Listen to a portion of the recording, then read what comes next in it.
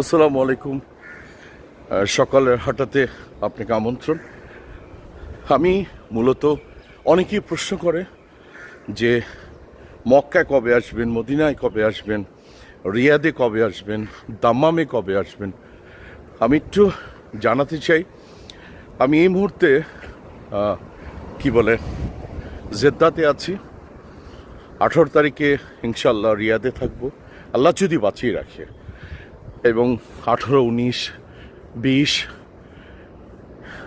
21 তারিখে আমি দাম্মাম যাব, আর 2 দিন থাকবো।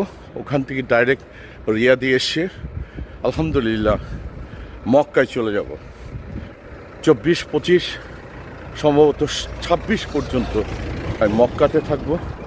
27, 28, 29, একদম 30 পর্যন্ত আমি থাকবো রসুলের মদিনাতে আলহামদুলিল্লাহ। আর সবার সাথে দেখা হবে, গোলসেন্স পরিবারের সাথে দেখা হবে, মার্কেটিংয়ের সাথে দেখা হবে। আর আপনার সাথে দেখা হওয়ার জন্য অধীর আগ্রহে অপেক্ষা করছি।